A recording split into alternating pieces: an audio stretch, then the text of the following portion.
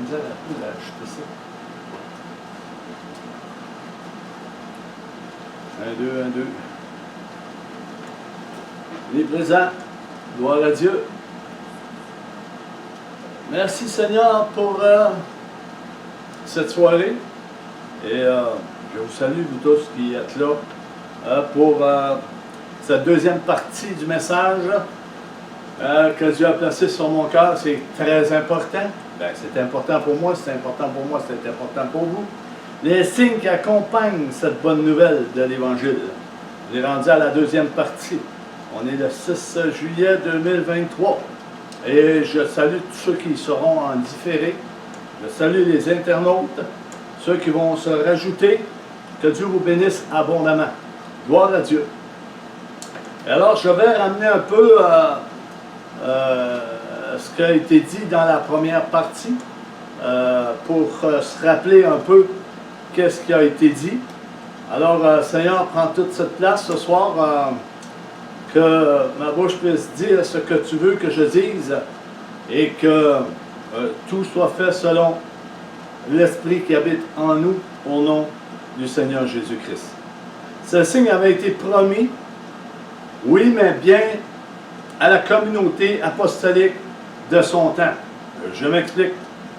Apostolique était relatif aux apôtres, une mission qui venait d'eux, que Jésus avait donnée. Propagation de la foi chrétienne. C'est une propagation de la foi chrétienne, du salut, la foi au salut. Tout le monde croit que Jésus est le salut, que Jésus vient chercher son Église bientôt. Amen. Puis Matthieu 10, 1, on a vu dans la première partie, puis ayant appelé ses 12 disciples, Jésus appelle ses 12 disciples, et leur donna le pouvoir de chasser les esprits impurs et de guérir toute maladie et toute infirmité. Alléluia. Regardons dans 2 Corinthiens 12, 2. Qu'est-ce que l'apôtre Paul va dire et confirme par son apostolat. 12. Les preuves de mon apostolat ont éclaté au milieu de vous par une patience à toute épreuve, par des signes, des prodiges et des miracles. Les signes qui accompagnent cette bonne nouvelle. Paul avait également ces signes en lui. C'était un apôtre, l'apôtre des païens. Alors, apostolat, prédication, propagation de la foi au salut en Jésus-Christ. Première mission de Paul. Paul avait une mission qui requiert de l'énergie et du désintéressement, de l'énergie en soi. Je ne parle pas ici de cette doctrine, cette énergie que l'on trouve dans la doctrine du Nouvel Âge. Non, je parle de l'endurance physique du croyant. Paul avait une endurance et chaque enfant de Dieu doit avoir cette assurance conduite par le Saint-Esprit pour apporter ce que Dieu a transmis à chacun d'entre nous, cette bonne nouvelle, par des signes et des prodiges. Alors,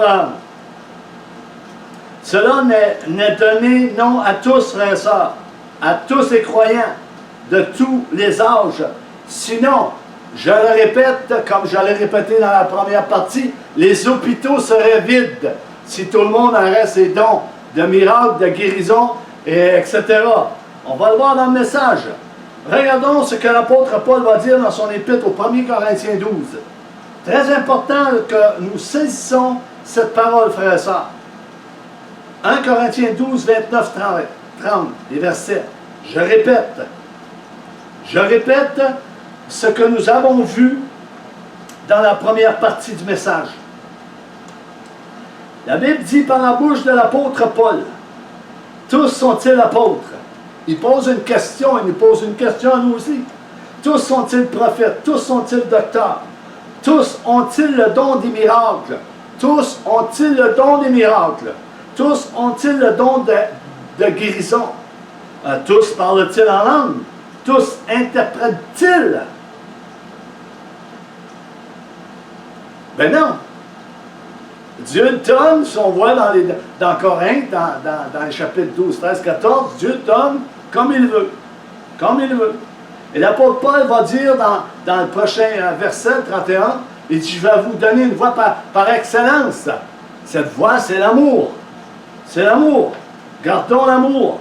Le Seigneur travaillait avec eux, les apôtres et les prophètes, et confirmait la parole par les miracles qui l'accompagnaient. Jésus travaille avec son Église en ce moment. Jésus est au milieu de son Église.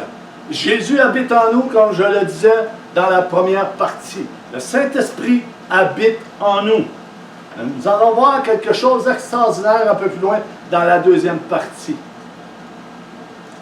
Qu'est-ce que Dieu s'attend de nous par rapport à ce message, frères et sœurs, ce soir? Dieu s'attend beaucoup de nous.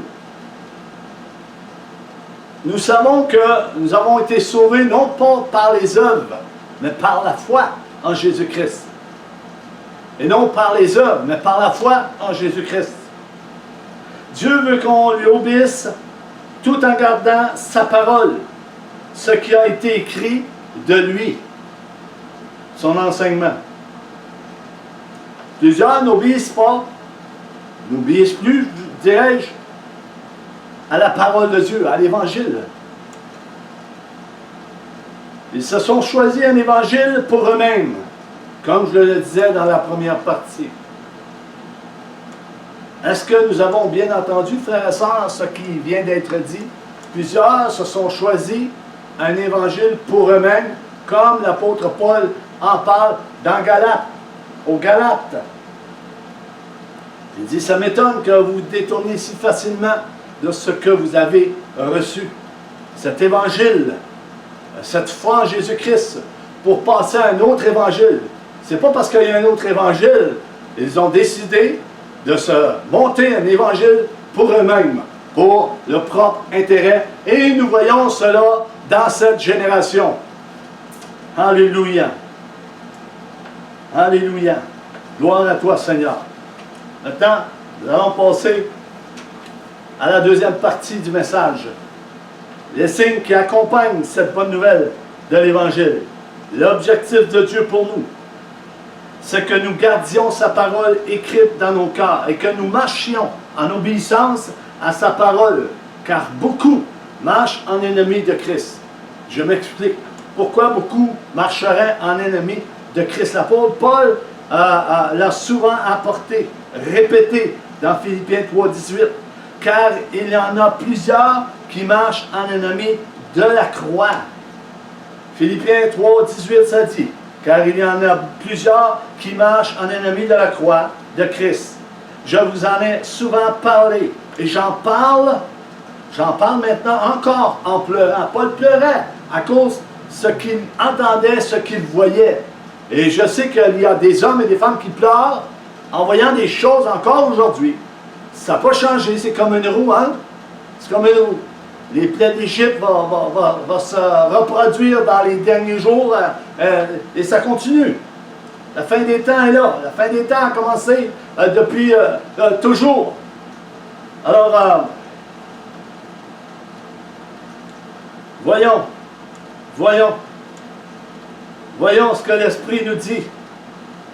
Et j'en parle maintenant encore en pleurant. C'est ceux qui ne se conforment pas à l'Évangile de tout ce que la Bible affirme. Plusieurs ne se conforment plutôt au siècle actuel et font entrer dans l'Église. Ils font entrer dans l'Église, ces ennemis de la croix font entrer dans l'Église toutes sortes de pensées idéologiques de ce monde. Ils se servent de toutes sortes de méthodes pour séduire et pour tromper les enfants de Dieu. Et cela est là, mes amis. Et ils ne se conforment pas à l'Évangile. Ils ne peuvent se conformer à l'Évangile parce que c'est des ennemis de la croix. Ils ne sont pas soumis à Dieu. C'est des rebelles à la parole de Dieu et sont là parmi nous. Ils ne se conforment pas à l'Évangile de Christ, à ce que la Bible enseigne. Romains 12, 1, 2, Tout le monde sait ce qui est écrit dans Romains 12, 1, 2. On va aller le lire. Je vais aller le lire pour qu'on puisse se souvenir ce qui est dit dans Romains, chapitre 12. 1 et 2. Je vous exhorte donc, frères, par la compassion de Dieu, à offrir vos corps comme un sacrifice vivant, saint, agréable à Dieu, ce qui sera de votre part un culte raisonnable. Ne vous conformez pas au siècle présent, mais soyez transformés par le renouvellement de l'intelligence, afin que vous discerniez quelle est la volonté de Dieu, ce qui est bon, agréable et parfait. Nous voyons cela dans cette génération qui ne se conforme pas à l'Évangile. C'est des ennemis de la croix. Rappelez-vous ce que je disais au tout début de ce message. Beaucoup veulent avoir ce pouvoir de guérir et de faire des miracles. Beaucoup veulent avoir ce pouvoir. Beaucoup veulent guérir. Beaucoup veulent faire des miracles. Beaucoup veulent faire ci, ça, et cela. Et la consécration n'est pas là. Il n'y a pas de prière. Il n'y a pas de louange. Il n'y a pas de considération. Ils sont indifférents. Ils sont insouciants. Il y en a qui dorment. Il faut qu'on se réveille, frères et sœurs. Il faut qu'on se réveille. Mais ils ne gardent pas la parole de Jésus. Premièrement, quelle est l'intention de nos cœurs, frères et sœurs, face à l'Évangile, face à ces dons que Dieu donne?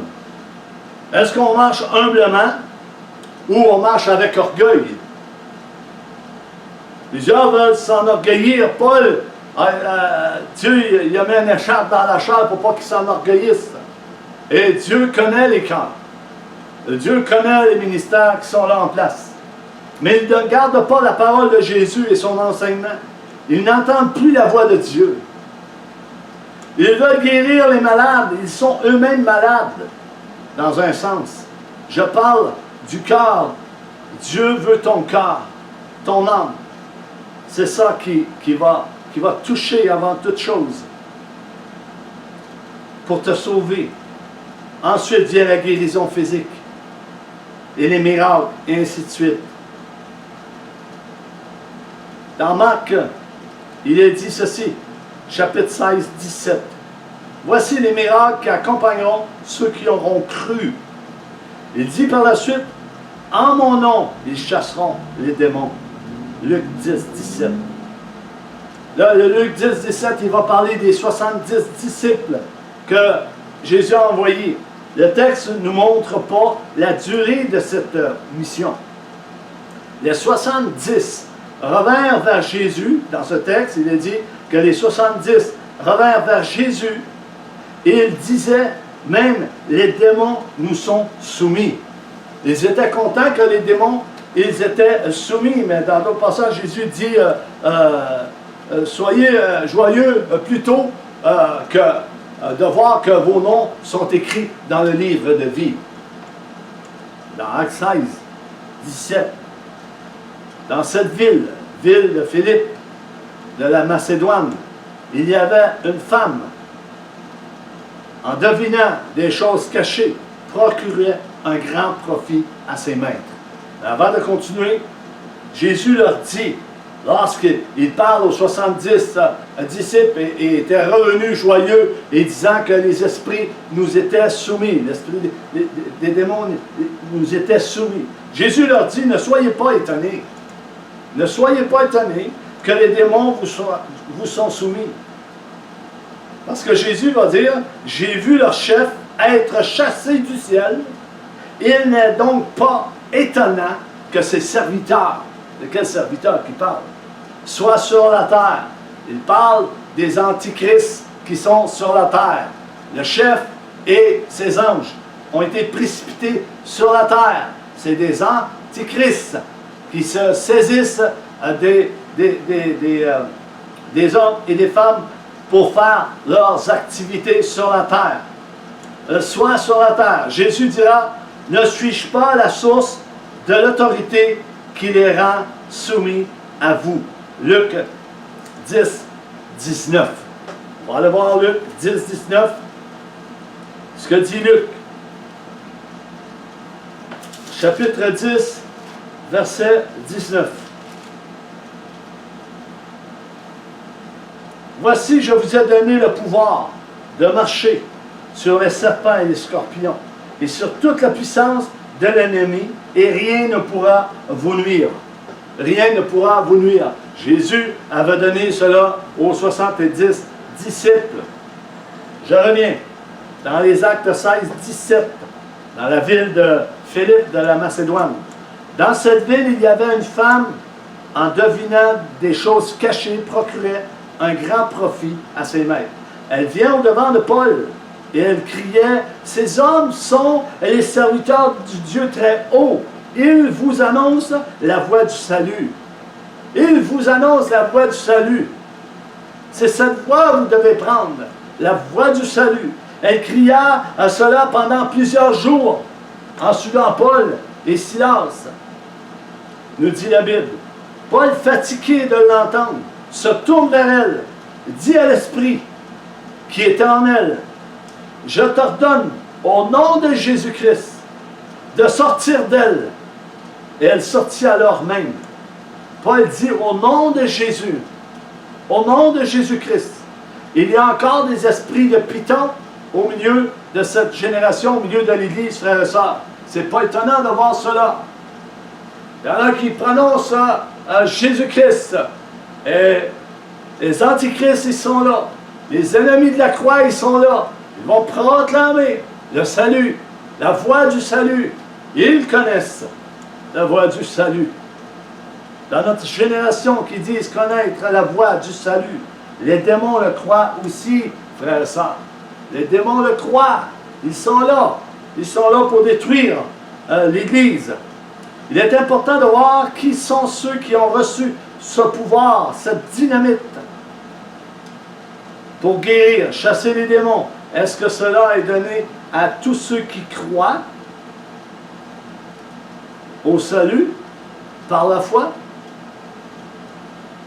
Non. Non.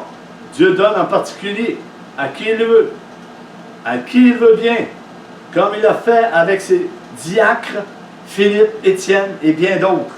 Comme nous avons vu au tout début du message, la première partie, dans 1 Corinthiens 12, 29, 30. Tous sont-ils appelés apôtres, tous sont-ils appelés prophètes, tous sont-ils appelés docteurs, tous guérissent, tous ont-ils le don de guérison, tous ont-ils le don des miracles? Non, Dieu donne en particulier comme il le veut, quand il lui plaît. Alléluia. C'est bon. Quand nous parlons des signes qui accompagneront ceux qui auront cru, nous parlons également de ceux qui auront cru parleront de nouvelles langues.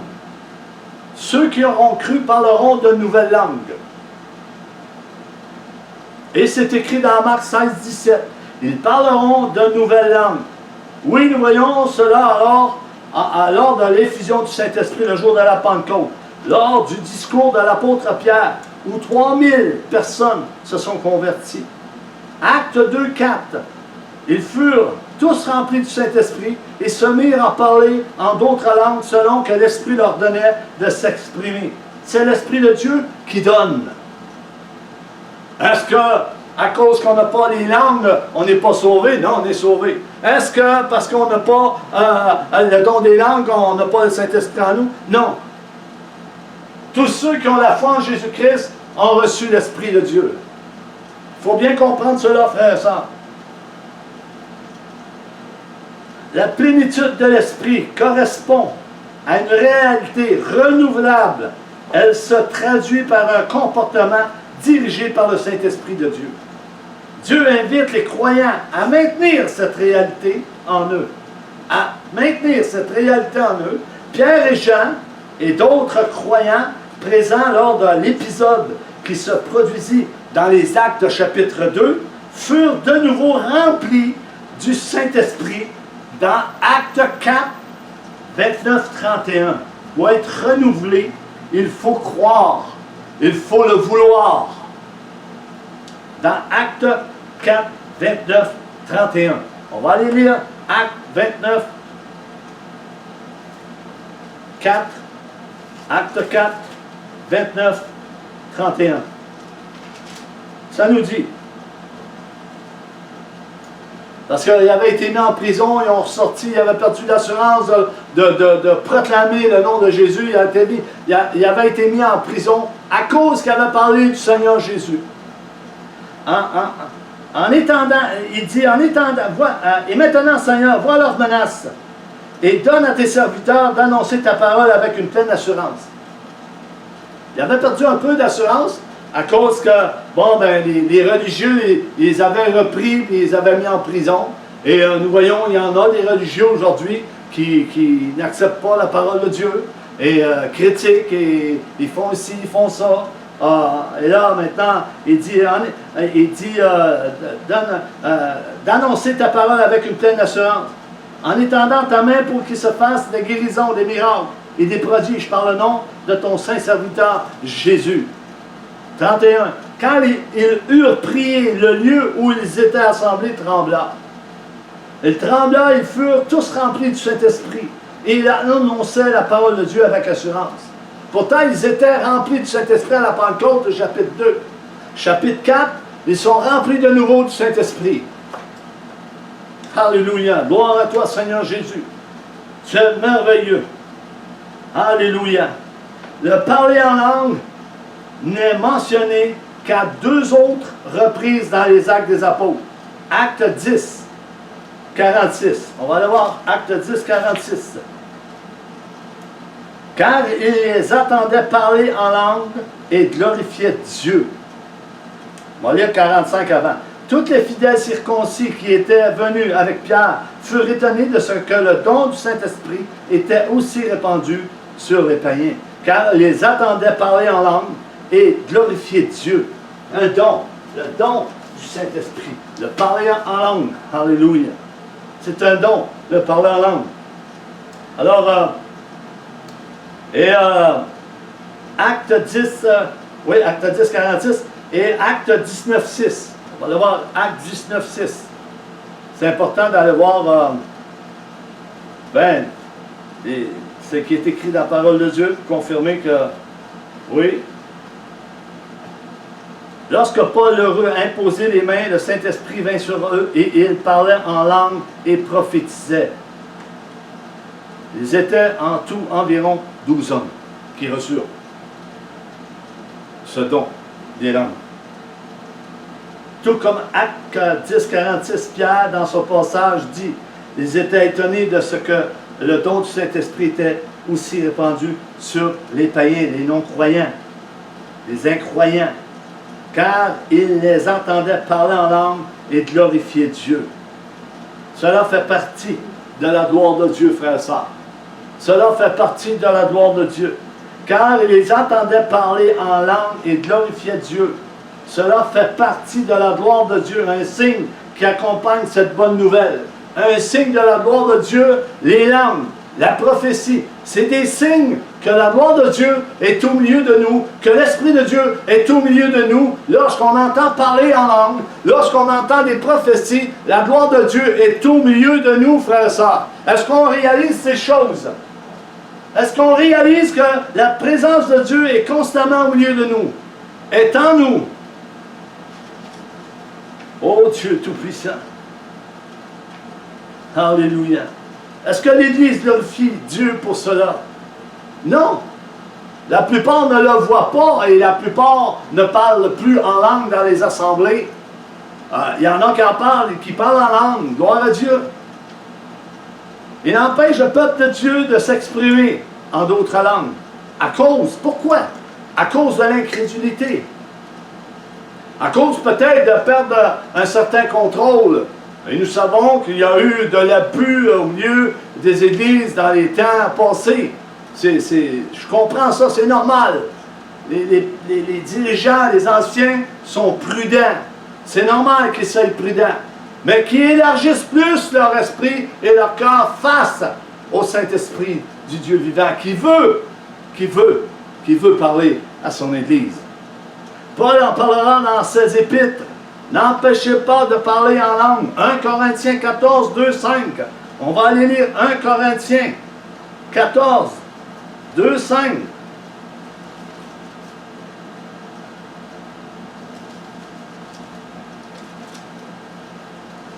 1 Corinthiens 14, 2, 5.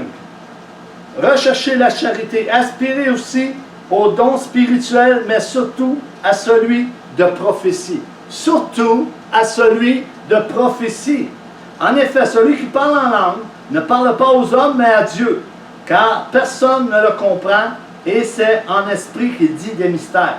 Celui qui prophétise, au contraire, parle aux hommes, les édifie, les exhorte, les console également. Ceux qui prophétisent, la prophétie, que j'ai souvent parlé. Celui qui parle en langue s'édifie lui-même. Celui qui prophétise édifie l'Église. Je désire que vous parliez tous en langue. Paul dit, je désire que vous parliez tous en langue. Tous. Mais encore plus que vous prophétisiez. Celui qui prophétise est plus grand que celui qui parle en langue. À moins que ce dernier n'interprète pour que l'Église en reçoive de l'édification. Tout est en ordre dans la parole de Dieu. On ne peut pas sortir de la parole de Dieu. On ne peut pas sortir de l'évangile du Seigneur Jésus-Christ, ce qui a été prescrit aux apôtres et aux prophètes de Dieu pour notre instruction à nous, frères et sœurs. Nous voyons l'apôtre Paul dans les Actes des apôtres imposer les mains. Ils imposaient les mains et ils recevaient le Saint-Esprit. Acte 19, 6, comme qu'on a vu, l'apôtre Paul leur a imposé les mains, le Saint-Esprit vint sur eux, et ils parlaient en langue et prophétisaient. Une preuve tangible, frères et sœurs, que le Saint-Esprit était au milieu de l'Église et en eux. Une preuve tangible qui démontrait que le Saint-Esprit était au milieu de l'Église et en eux. Alléluia. Et cela est là encore aujourd'hui. Mais plusieurs, prenez garde de faire obstacle au Saint-Esprit et d'attrister le Saint-Esprit. Car qui a connu la pensée du Seigneur pour qu'il puisse l'enseigner? Qui a connu la pensée du Seigneur pour qu'il puisse l'enseigner? La prophétie, la plupart du temps, c'est spontané. Elle vient spontanément. Elle édifie, elle exhorte et elle console. Et la parole prophétique, c'est d'autres choses. Le fils de prophète, c'est d'autres choses. Alléluia. En conclusion, les signes qui accompagnent cette bonne nouvelle. Marc 16, 16, 17. Celui qui croira et qui sera baptisé sera sauvé. Je répète, celui qui croira et qui sera baptisé sera sauvé. Celui qui croira au salut par la foi sera sauvé. Mais celui qui ne croira pas sera condamné. On ne parle pas de guérison, là. On parle de l'appel au salut par la foi. Celui qui croit que Dieu a envoyé son Fils unique, en fait que quiconque ne périsse pas, mais qu'il ait la vie éternelle, sera sauvé. Sera sauvé. 17. Voici les miracles qui accompagneront ceux qui auront cru en son nom. Ils chasseront les démons, ils parleront de nouvelles langues. Crois en Jésus, en son nom, et à ce que Jésus a prescrit aux apôtres, aux prophètes qu'il a envoyés. Que dit Jésus aux Juifs? Jésus parle aux Juifs. Je vous ai envoyé des prophètes et vous les avez tués.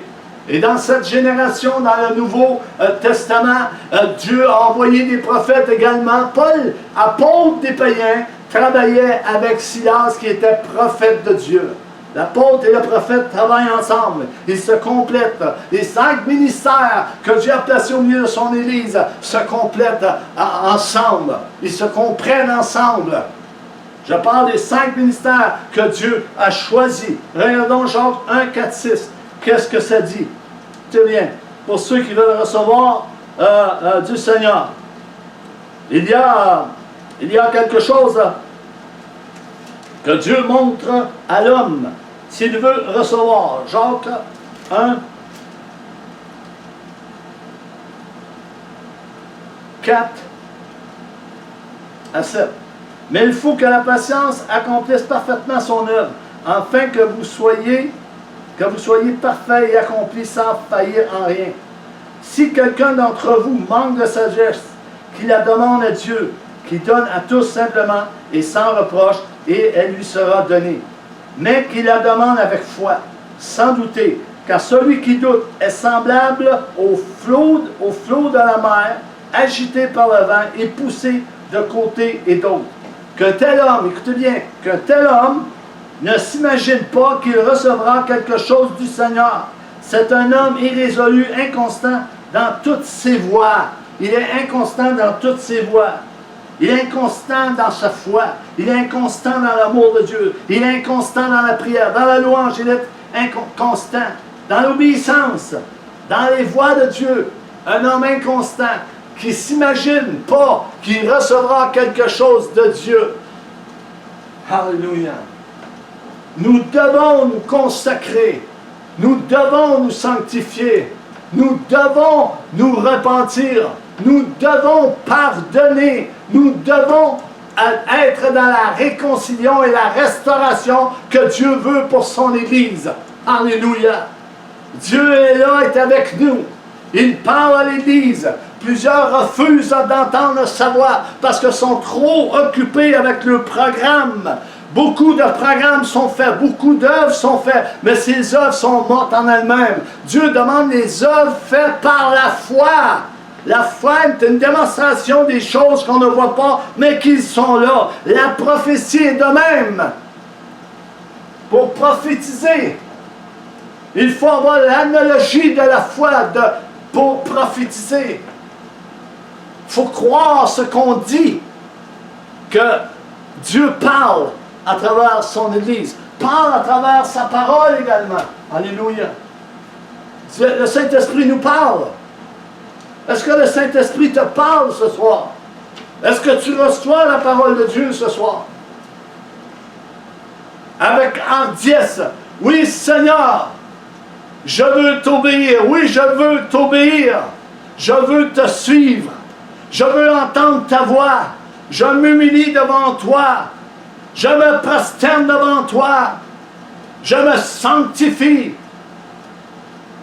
Je veux recevoir de toi. Alléluia. Pas par les œuvres, mais par la foi. Par la foi en Jésus-Christ.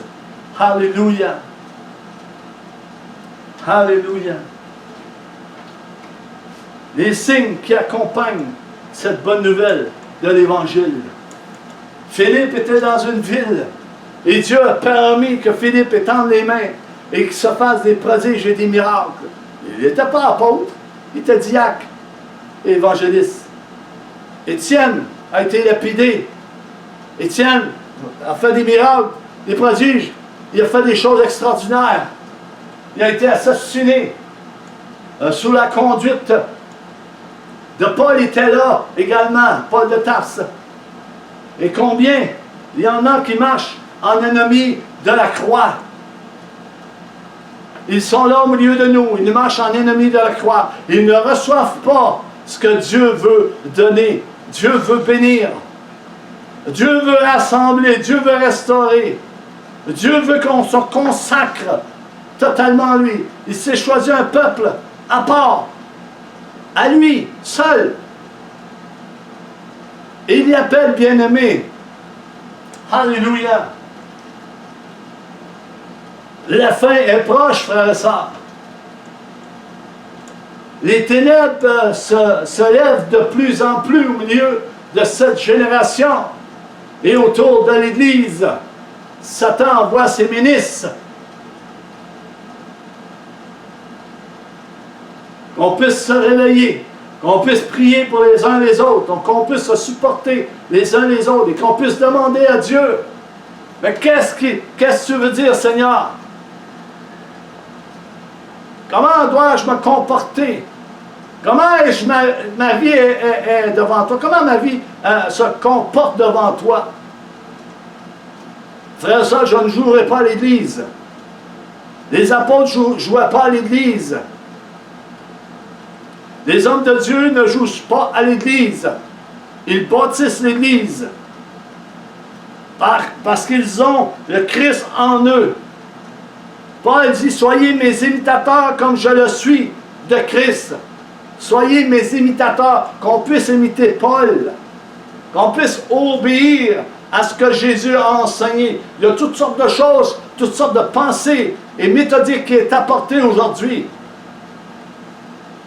et qui mettent beaucoup d'enfants de Dieu en confusion.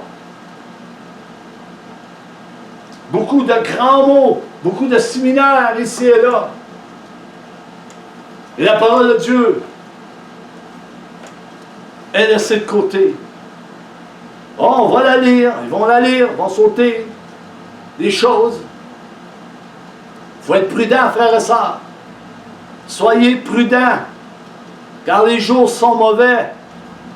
Les jours se noircissent de plus en plus autour de nous. Soyons vigilants. Alléluia. Merci Seigneur pour ce message ce soir. Et que ta bénédiction soit sur ton Église. Que ton esprit parle à ton Église. Convainc de péché, de justice, de vérité, de jugement. Parce que le Consolateur est venu pour ça. Pas seulement pour le dehors, mais pour le dedans également, frères et sœurs. Car nous savons que le dedans, il y a de l'ivraie qui est là, qui trompe dans l'hypocrisie et le mensonge, dans l'idolâtrie, l'immoralité. Et c'est là au milieu de chacun d'entre nous. Prions, oh Dieu, viens à notre secours. Viens à notre aide, alléluia. Lève-toi du milieu de ton trône et agis puissamment comme tu as agi au travers des apôtres et des prophètes, alléluia. Nous ne sommes pas différents de la nature du prophète Élie.